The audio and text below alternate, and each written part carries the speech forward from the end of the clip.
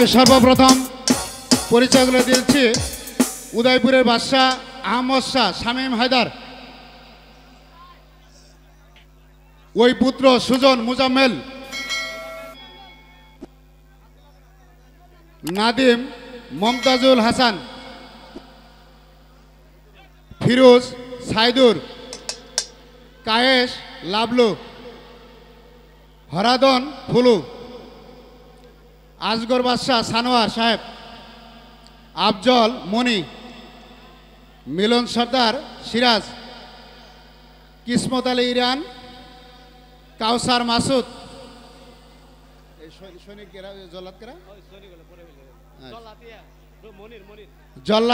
জল্লাদের ভূমিকা যিনি এসেছিলেন মনির, রুবেল রুবেল।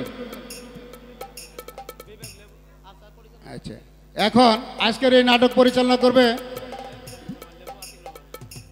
এখানে পরিচালনায় আছে মনোয়ার হোসেন, হাবিবুর রহমান লেবু এবং আরিফুল ইসলাম লেবু, এবং সার্বিসদ আজকে বই পরিচালনা মাস্টার হিসেবে আছেন এই ওয়ার্ডের সম্মানিত মেম্বার সাহেব আসাদুজ্জামান আকুল, এবং সহকারী পরিচালক হিসেবে আছে জয়নাল আবেদিন। সবাইকে ধন্যবাদ। আসসালামু আলাইকুম। ধন্যবাদ। সবার সহযোগিতায় আছেন আমাদের রসুল মাহমুদ ভাই, সবার সহযোগিতায় ধন্যবাদ, সার্বিক সহযোগিতায় রসুল ভাই।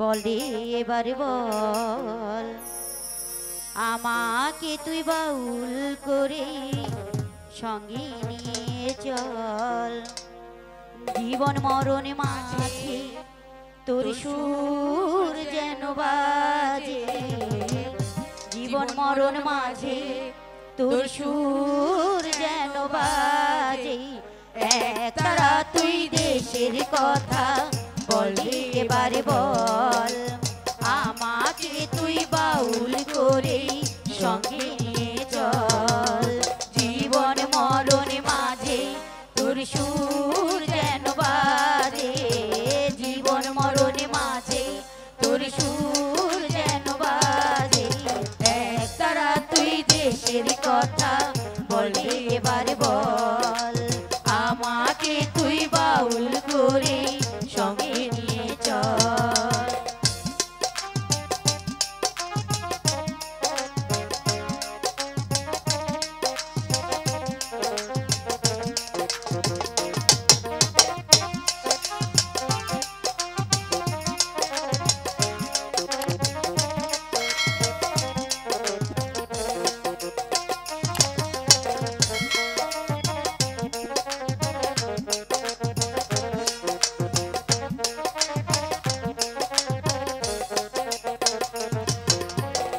একটি কথায় আমি শুরু গেয়ে যেতে চাই, বাংলায় আমার আমি যেটা পাই জানো কোথায় গো, পাই জানো কোথায়,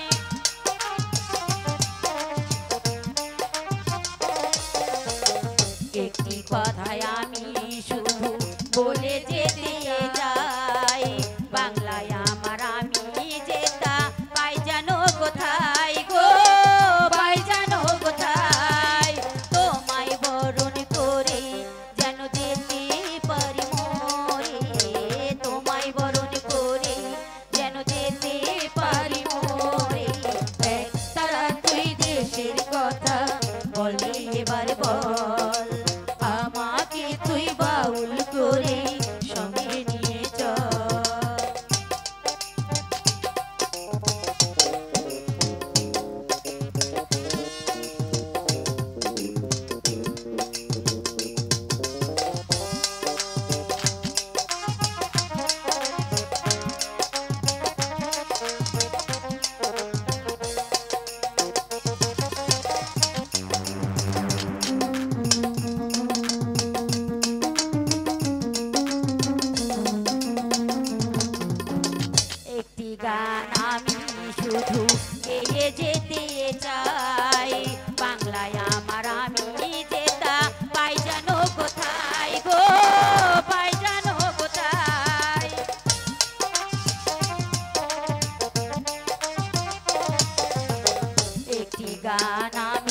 শুধু গেয়ে যেতে চাই বাংলায় আমার আমি যে তার পাই যেন গোঠাই গো পাই যেন গোঠাই তোমায় বরণ করে যেন যেতে পারি মোরে তোমায় বরণ করে যেন যেতে পারি মোরে একতারা তুই দেশের কথা বলে এবার বল আমাকে তুই বাউল করে সঙ্গে নিয়ে চল জীবন মরণ মাঝে তোর সুর যেন বাজে জীবন মরণ মাঝে তোর সুর যেন বাজে একতারা তুই দেশের কথা বলে এবার বল আমাকে তুই বাউল করে সঙ্গে নিয়ে চল জীবন মরণ মাঝে তোর সুর যেন বাজে জীবন মরণ মাঝে তোর সুর যেন বাজে একতারা তুই দেশের কথা বলে এবার বল আমাকে তুই বাউল করে সঙ্গে নিয়ে চল একতারা তুই দেশের কথা বলে এবার বল আমাকে তুই বাউল করে সঙ্গে নিয়ে চল মসনদ মসনদ মসনদ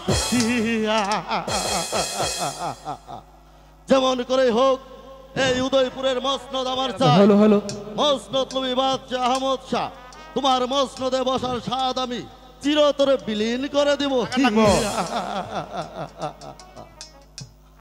কারণ তুমি আমাকে উজির পদে বহাল করে বলে কথা দিয়েছিলে কিন্তু সেই কথার পর খেলাপ করে আমার মাথায় খুন চাপিয়ে দিয়েছ তাই তো তোমাকে হত্যা করে সেই ভুলের পাপের প্রায়শ্চিত্তের ফল ভোগ করাবো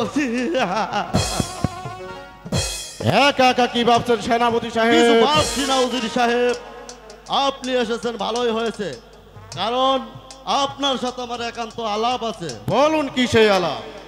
আমি শুনতে পেলাম জাহাপনা নাকি আপনাকে উজির পদ থেকে বরখাস্ত করে তার ছোট ভাই নাদিমকে উজির পদে বহাল করতে চায়। অসম্ভব! আমার দেহে এক বিন্দু রক্ত থাকা পর্যন্ত ওই শয়তান নাদিমকে কিছুতেই উজির পথে বহাল করতে দিব না। ওই জন্য এই উদয়পুরের মাটি থেকে বাদশাহ ওই শয়তানকে, বাদশাহ ও নাদিমকে চিরতরে বিদায় করে দিব। শোনো সেনাপতি, বলুন উজির সাহেব, তুমি শুধু আমার বুদ্ধি মতো কাজ করে যাবে। বলুন কি সেই কাজ? প্রথমত বাদশাহ ও নাদিমকে সেখানে পাঠানোর ব্যবস্থা করবে, তারপর আমরা দুজনে গিয়ে ওদের বন মাঝে গিয়ে নির্মম ভাবে হত্যা করব। কিন্তু আমাদের এই গোপন কথার কেউ যদি জেনে যায়, সেই দায়িত্ব আমার উপর ছেড়ে দেও সেনাপতি। তারপর তুমি শুধু আমার বুদ্ধি মতো কাজ করে যাবে। তারপর বাদশাহ ও নাদিমকে নির্মম ভাবে হত্যা করে তারপর এই উদয়পুরের মসনদ বসবো আমি। বলেন কি উজির সাহেব? এই আনন্দে আমি আত্মারা হয়ে যাচ্ছি। তবে শুনুন উজির সাহেব, আজকে আপনি যে ওয়াদা করলেন, যদি এই ওয়াদার এক বিন্দু নড়চড় হয়, পৃথিবীর সবাই ক্ষমা করলেও আমি আপনাকে কোনোদিন ক্ষমা করব না, কোনোদিন না। সেনাপতি কেস, এখনো তুমি এই উজির ফিরোজকে চিনতে পারোনি। আমি শুধু কাটা দিয়ে কাটা তুলবো, বিনিময়ে তুমি পাবে এক বিক্রের চুলা।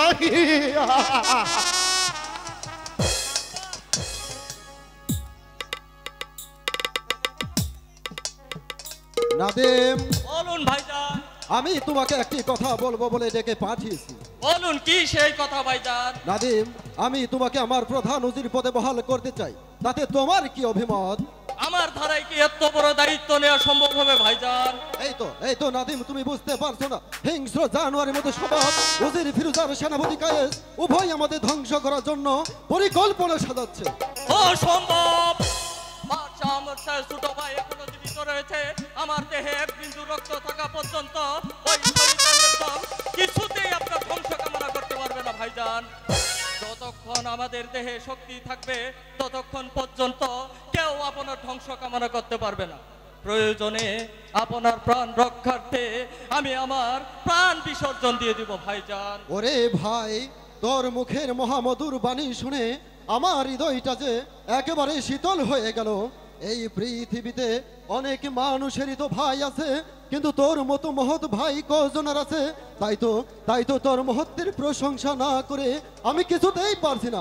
আয় ভাই, আমার বুকে আয়। ভাইজান, হ্যাঁ ভাই।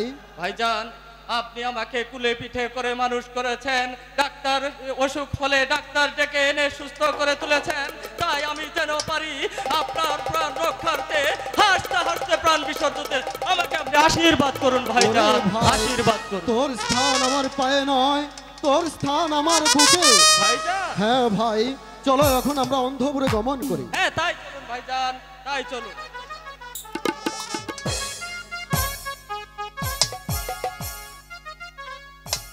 উজির সাহেব, জাহাপনা, আমি মনস্থির করেছি দুদিনের জন্য হরিণ শিকারে যাব।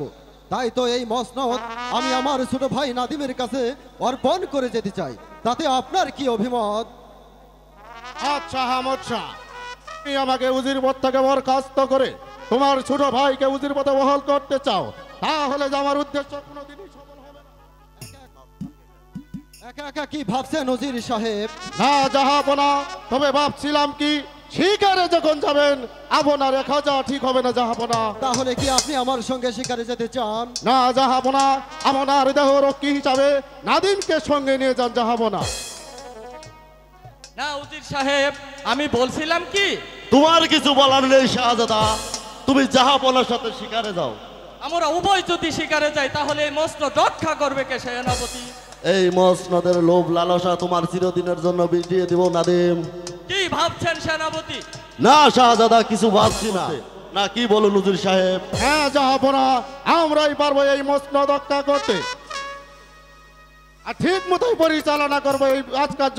বই যেন বুকে রক্ত ঢেলে দিব জাহাপন। বেশ, আপনাদের উভয়ের যখন একই অভিমত, তাহলে আমি আমার ছোট ভাই নাদিমকে নিয়েই যাব শিকার করতে। তবে যাওয়ার আগে একটি কথা বলে যাচ্ছি উজির সাহেব, আমরা দুই ভাই শিকার থেকে ফেরত আসা আগ পর্যন্ত ভালোভাবে পরিচালনা করবেন এই রাজকার্য। এই নিয়ে ভাবতে হবে না জাহাপনা, আমরা ঠিক মতোই পরিচালনা করবো এই রাজকার্য। প্রয়োজন বলে বুকে রক্ত ঢেলে দিব জাহাপনা। উজির সাহেব, আপনার কথা শুনে আমি অত্যন্ত খুশি হলাম। আপনার কথার কাজে যদি আমি এক পাই, তাহলে আপনাকে আমি আমার সকল সর্বদাই পাশে রাখবো। চলো নাদিম, এখন আমরা শিকারের জন্য প্রস্তুত হয়ে নিই। হ্যাঁ তাই চলুন ভাইজান।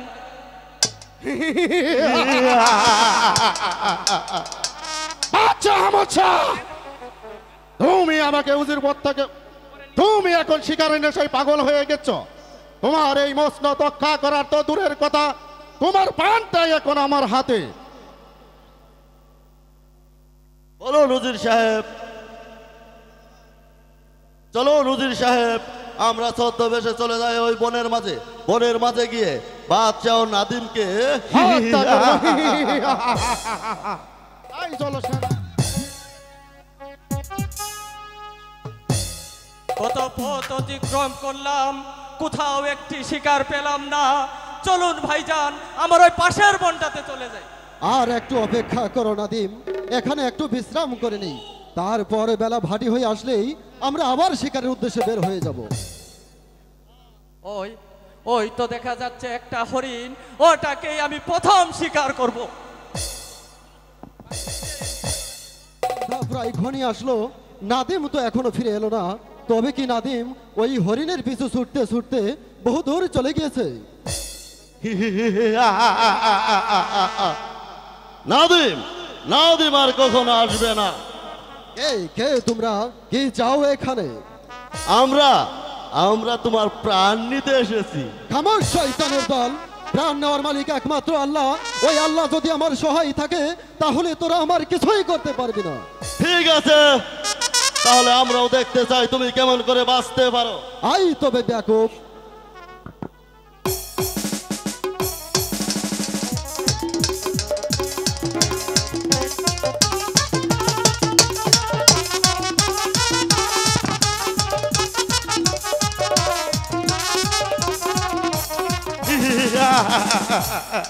আর সেরে ফেলো বন্ধু। হ্যাঁ আমি তাই করছি। ইয়া! ওরে বিশ্বাসঘাতক বেঈমানের দল, তোরা আমার খেয়ে আমার পরে আমার সাথে করলি বিশ্বাসঘাতকতা। এমনি এমনি ভাবে তোদেরকেও একদিন এই পাপের প্রায়শ্চিত্ত ভোগ করতে হবে। অপেক্ষায় থাকো, এই বনমাঝে পড়ে। ঠিক আছে, সেই আশায় তুমি এই বনে মাঝে পড়ে থাকো। উজির সাহেব যেমন করে হোক শাহজাদা নাদিমকে খুঁজে বের করতেই হবে, তা না হলে যে আমাদের সকল সাধনায় ব্যর্থ হয়ে যাবে উজির সাহেব। তাই চলো সেনাপতি। তাই চলুন। ওরে বিশ্বাসঘাতক বেঈমানের দল, নাদিমকে তোরা হত্যা করিস নে। নাদিম, তোরা আমাকে হত্যা করেও কি তোদের হাত রক্তে রঞ্জিত হয়নি? নাদিমকে তোরা হত্যা করিস নে। নাদিম, নাদিম ভাই আমার, তুমি যেখানেই থাকো শীঘ্রই পালিয়ে যাও। নাদিম, শীঘ্রই পালিয়ে যাও। ভাইজানকে তো কোথাও দেখতে পাচ্ছি না। ভাইজান, ভাইজান, তুমি কি ভাইজানকে কেউ হত্যা করেছে? না না না, এ হতে পারে না। আমাদের পানাদিক ভাইকে কেউ হত্যা করতে পারে না। এ কি, এখানে এত রক্ত জমে আছে কেন? তবে কি শয়তান উজির আর সেনাপতি কায়েদ আমার ভাইজানের সাথে বেঈমানি করেছে? না না, এও কি সম্ভব? এ হতে পারে না। আরে ও দারুণ বিধি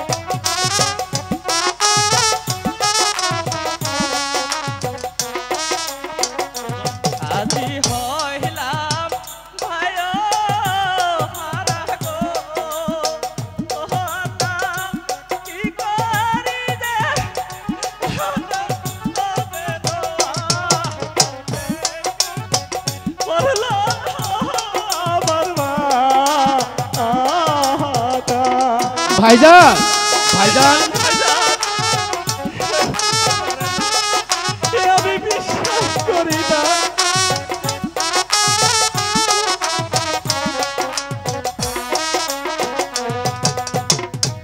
কিছু কাহালে তাহারা ভাইজান গো, ও ভাইজান তোমায় পেলাম কাহা যেন আকাশ ভেঙে পড়লো আমার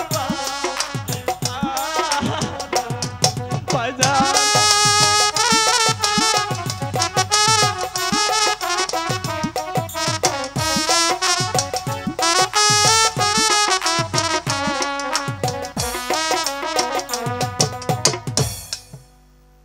কোথায় কোথায় শয়তান নাদিম?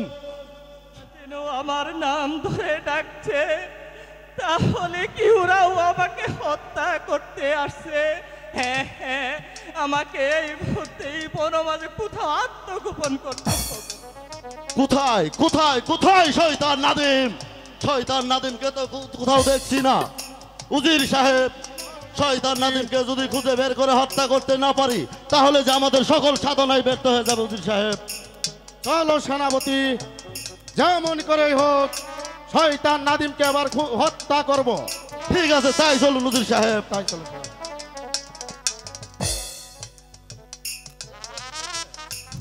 খোদা, এ কি হলো আমার ভাগ্যে? একদিকে ভাইজান হলো খুন, অন্যদিকে আমার মাতৃতুল্য ভাবে কেউ করবে হত্যা। তুমি বলে দাও খোদা, আমি এখন কি করব? হ্যাঁ হ্যাঁ, এই মুহূর্তে আমাকে প্রাসাদে ফিরে যেতে হবে, তা না হলে যে আমার মাতৃতুল্য ভাবিকেও বাঁচানো যাবে না।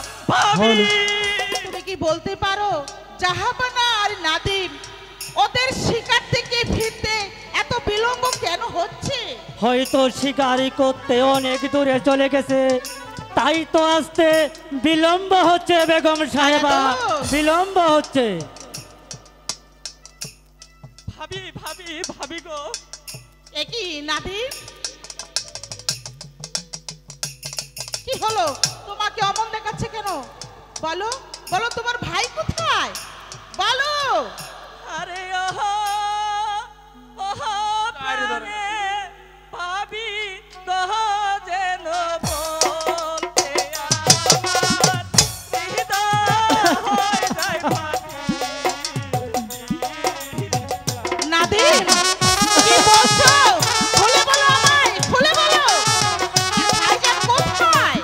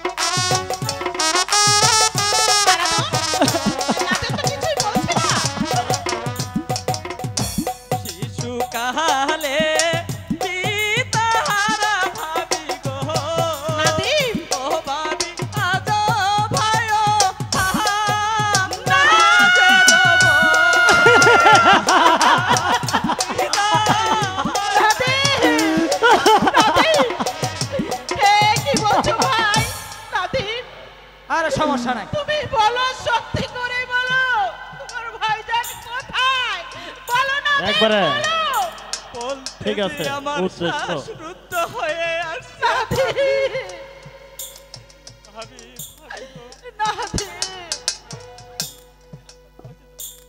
তবু তোমাকে বলতে হবে। বলো বলো, তোমার ভাইজান কোথায়? বলো। ভাইজান অতর্কিত ভাবে ওই শয়তানদের হাতে খুন হয়েছে। এ হতে পারে না ভাই, এ হতে পারে না। আমি বিশ্বাস করি না, আমি বিশ্বাস করি না। তুমি বলো, বলো নাদিম, তোমার ভাইজান কিভাবে হত্যা হয়েছে? বলো নাদিম। ভাবি গো, আমি আর আমার ভাইজান বনো মাঝে শিকার করতে যাই। তারপর কি হলো ভাই? একটা হরিণের ছায়া দেখে তার পিছু পিছু ছুটতে ছুটতে অনেক দূরে চলে যায়। কি বলছো? তারপর ফিরে এসে দেখি সেখানে পড়ে আছে শুধু ভাইজানের তাজা রক্ত। কি করলে তুমি? তখন সেই মুহূর্তে কালো দুটি মুখোশধারী শয়তান এসে বলছে ওরাই নাকি ভাইজানকে হত্যা করে। আমি শুনতে পাচ্ছি না দাদি, আরো শুনতে পাই ওরা নাকি আমাদেরকেও বাঁচতে দিবে না। নাদিম, কি হয়ে গেল আমাদের নাদিম? এখন আমি কি করে থাকবো বলো নাদিম? নাদিম, ওরে হারাধন, কি হয়ে গেল?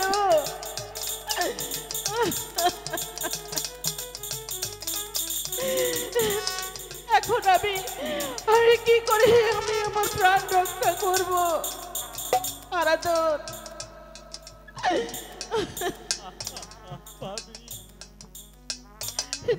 বেগম সাহেবা, আমার মন তো তাই বলছে মৌসুমী উজির আর সেনাপতি শিকারের ছলনা করে আমাদের জাহাপনাকে নির্ভুলভাবে হত্যা করেছে। নাদিম, কি হয়ে গেল ভাই? এখন কি উপায়? কেমন করে আমরা প্রাণ রক্ষা করব বলো?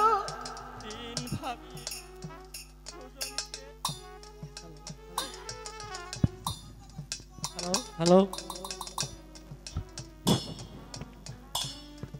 দিন ভাবি সুজনকে ওর হাতে তুলে দিন। ওর কাছে তুলে দেব? না না, সুজনকে ছেড়ে আমি থাকতে পারবো না ভাই, আমি ওকে দেব না, আমি ওকে দেব না।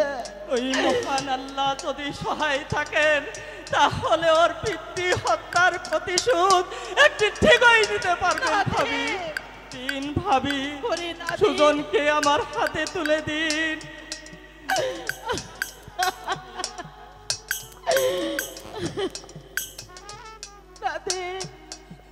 সুজন, এই নাও আরাধন, তুমি সুজনকে নিয়ে অনেক দূরে পালিয়ে যাও, অনেক দূরে পালিয়ে যাও। আরাধন, আমি আমার সুজনকে আমি তোমার হাতে তুলে দিলাম। হ্যাঁ হ্যাঁ, আমি সুজনকে নিয়ে অনেক দূরে পালিয়ে যাব। আমার রক্তের বিনিময় হলেও রক্ষা করব সুজনকে, রক্ষা করব উদয়পুরের ভবিষ্যৎ। আসি বেগম সাহেবা, আসি শাহাদাত নাদিম, আসি বিদায় বিদায়। নাদিম, ও নাদিম, চলো নাদিম, আমরা এখান থেকে চলে যাই অনেক দূরে। এসো এসো ভাই। কাকে নিয়ে পালিয়ে যাচ্ছেন বেগম সাহেবা? আমরা অনেক দূরে পালিয়ে যাই। সি সি বেগম সাহেবা, আপনি কাকে নিয়ে পালিয়ে যাচ্ছেন? কেন? যে কিনা এই উদয়পুর রাজ্যের লোভে তার বড় ভাইকে হত্যা করতে পারে, আপনি তাকেই নিয়ে পালিয়ে যাচ্ছেন? কি বলছো তুমি? হ্যাঁ, ঘাতক বেঈমানের দল, কি বলতে চাস তোরা? নিজের বড় ভাইকে হত্যা করে তারপরে বলছো আমরা কি বলতে চাই? বিশ্বাসঘাতক বেঈমানেরা, তোরাই আমার নিষ্পাপ ভাইকে হত্যা করেছিস। বল, কে হত্যা করেছিস? তুমি তুমি জাহাপনাকে বনে নিয়ে হত্যা করেছো, কারণ তোমার এই উদয়পুর মসজিদের লোভ লালসা মনের মধ্যে জেগে উঠেছিল, তাই তো জাহাপনাকে নির্মমভাবে হত্যা করেছো। তোমরা যা বলছো সব সত্যি বলছো? আমি বিশ্বাস করতে পারছি না। বলো তোমরা সত্যি বলছো? হ্যাঁ হ্যাঁ বেগম সাহেবা। এর কি প্রমাণ আছে তোমাদের কাছে? নিশ্চয় আছে, এই দেখুন তার প্রমাণ আছে।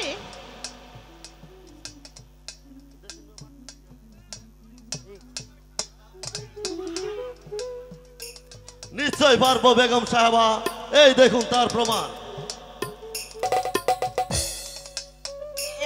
কি এই চাদর? এই চাদর তোমরা কোথায় পেলে? এই যে জাহাপনার চাদর, বলো বলো তোমরা কোথায় পেলে?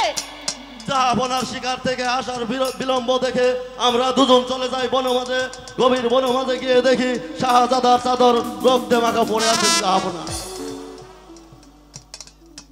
বিশ্বাসঘাতক বেঈমান! ভাবি, এ মিথ্যা কথা ভাবি। মিথ্যে কথা? তাহলে তাহলে এই চাদরটাই তো প্রমাণ দিচ্ছে যে তুই খুনি। মিথ্যা ভাবি, মিথ্যেবাদী, প্রতারক, বেঈমান, নিজের ভাইকে হত্যা করে আজ এসেছো তুমি আমার কাছে সাধু শাস্তি? না না, আমি বিশ্বাস করি না। আমি তোকে কিছুতেই ক্ষমা করব না,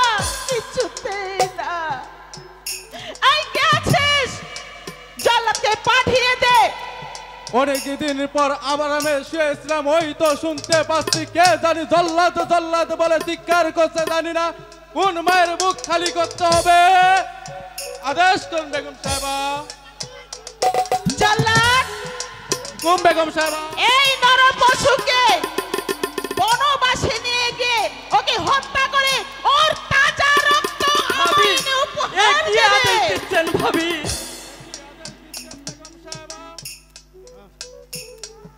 এই নিষ্পাপ শাহাদাতকে করতে হবে হত্যা। হ্যাঁ, কোনো কথা নয়।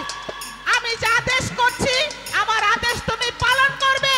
যাও ওকে নিয়ে যাও আমার চোখের সম্মুখ থেকে। আমি তাই করছি বেগম সাহেবা। এসো নাদিম, আর কাঁদলে কি হবে? ওই বেগম সাহেবের আদেশ আমাকে তো পালন করতেই হবে। এসো শাহাদাতা। হ্যাঁ চলো জল্লাদ, তবে যাবার আগে একটি কথা আপনাকে স্মরণ করিয়ে দিয়ে যাচ্ছি। মায়ের মৃত্যুর পর আপনাকে পেয়েছিলাম মাতৃ রূপে, তাই মায়ের কাছে সন্তানের মিনতি, যদি পারেন আপনি ওই উদয়পুর রাজ্য থেকে অনেক দূরে পালিয়ে যান, তা না হলে যে ভাইজানের মতো আপনাকেও জীবন দিতে হবে। আর আর আমি যদি নির্দোষ হয়ে থাকি তাহলে আমার অভিশাপে ওই শয়তানদের উপর খোদার গজব নাজিল হবে। চলো এসো শাহাদাতা।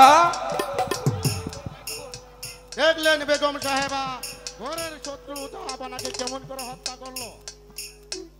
দুদিন পরে আপনাকে হত্যা করে বেগম সাহেবা। চলুন এবার অন্তপুরে গমন করি।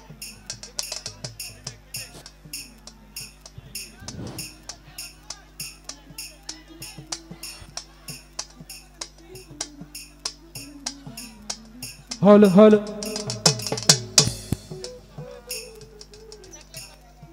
চলুন বেগম সাহেবা।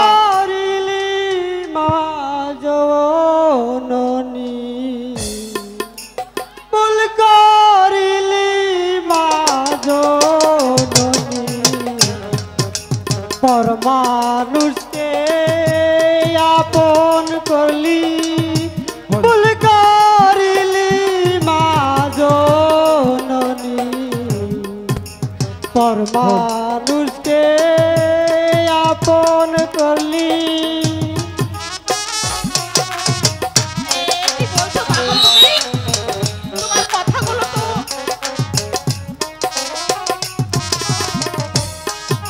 দূরের শত্রু কাছে দিলি, এমন কর্ম কেন করিলি?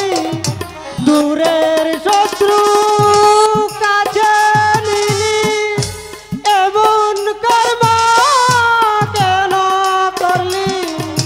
ভুল করিলি মা জননী, বেগম সাহেবা, পাগলের কথা বিশ্বাস করবেন না।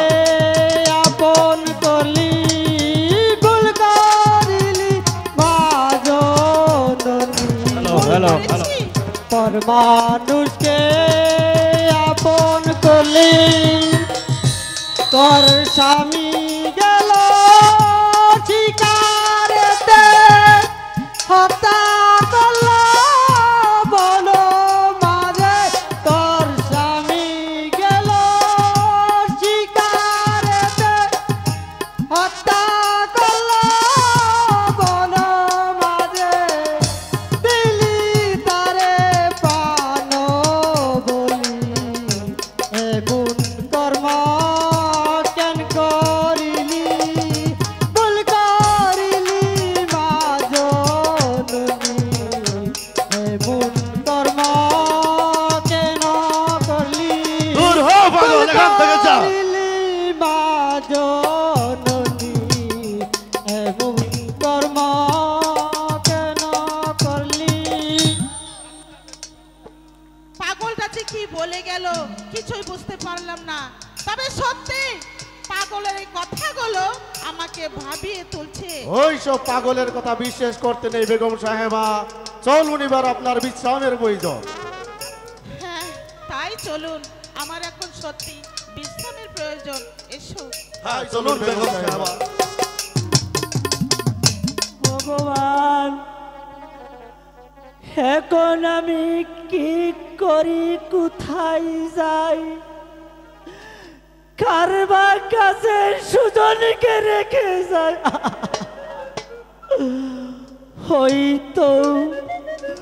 হয়তো আমার সুজন যে কাঁদছে হ্যাঁ কাঁদবেই তো কেননা তারই যে অনেক খিদা পেয়েছে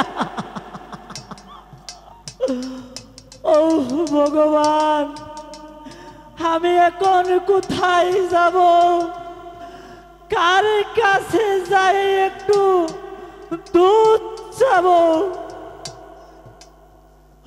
হয়তো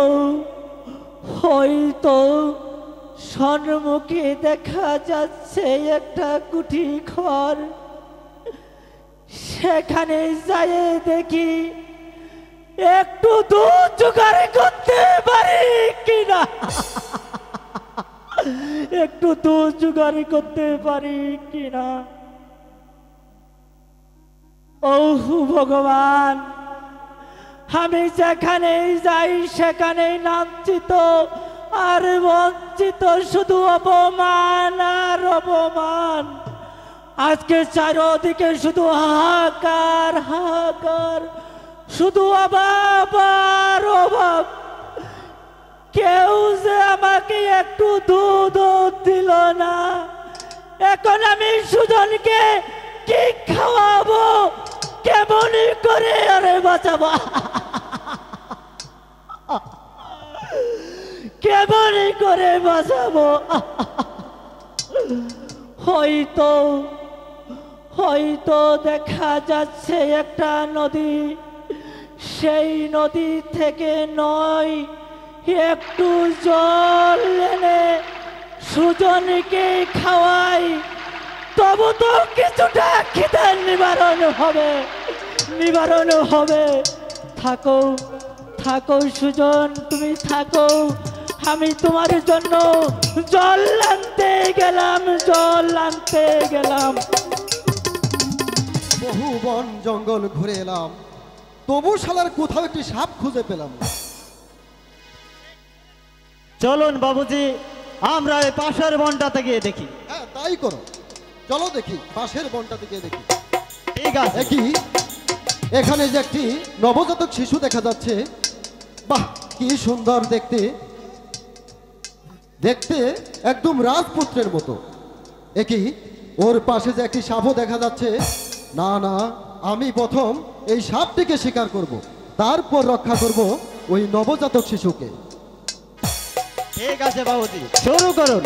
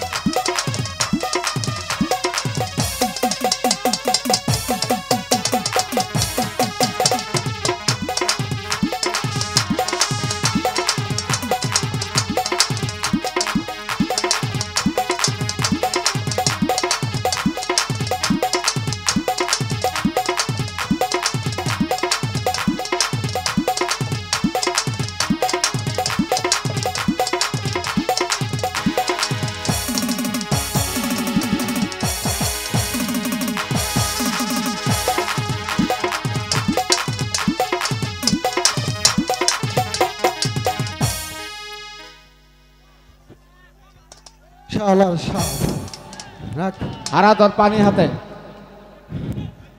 প্রায় তো কামড় মারছিল আপনারে বাবুজি। বহুত ক্লান্তি হয়ে গেছি রে। এভাবে কোনোদিন সাপ ধরে না? আরে এটা কোস না, এতদিনের অভিজ্ঞতা, খেলায় একটা সাপ ধরতে গেছি, 2টা নাগিন চলে আসছে। আমি যে আপনাকে যে আমি সাপটা ধরি, এই জন্যই তো তোরে আমি প্রশিক্ষণ দিতাছি। আচ্ছা ঠিক আছে বাবুজি, আমার একটু কাজ আছে, আমি আসি। আচ্ছা সাবধানে যাস। এ কি, এই যে দেখছি এক রাজপুত্র, ওকে দেখে মনে হচ্ছে আসমান থেকে চন্দ্র খসে পড়েছে। কোন জালিম যেন ওকে এই বনের মাঝে রেখে গেছে। কে কে তুমি ভাই? ওই নবজাত শিশুকে ধরছো? আমি হলাম সাপুরিয়া সর্দার, কিন্তু তুমি কে বুড়ো? আমি এক অচিন দেশের অচিন মানুষ। এই নবজাত শিশুকে নিয়ে পালিয়ে এসেছি, এই যে আমার পরিচয়। কিন্তু কেন তুমি ওকে নিয়ে পালিয়ে এসেছো?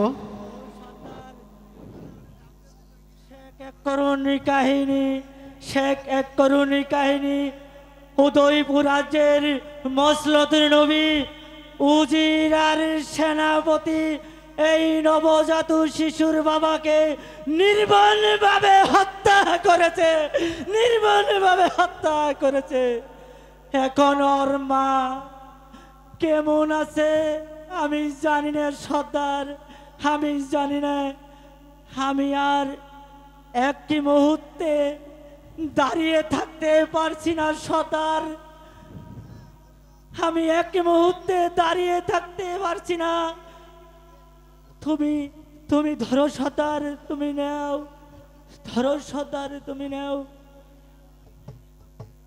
তুমি তোমার কাছে রেখে দাও সর্দার, তোমার কাছে রেখে দাও সর্দার। তুমি একটা কথা মনে রেখো, ছোট থেকে বড় করে মানুষের মতো মানুষ করবে। একদিন যেন এই নবজাত শিশু তার বাবার হত্যার প্রতিশোধ নিতে পারে, প্রতিশোধ নিতে পারে। ঠিক আছে বুড়ো, আমি তাই করব, কিন্তু ওর নাম কি রেখেছো তুমি? ওর নাম রেখেছি সুজন। এখন যাই সর্দার, বিদায় সর্দার, বিদায়। হাসি সর্দার, হাসি হাসি। চল বেটা, তুই আমার সাথে আমার বস্তিতে চল।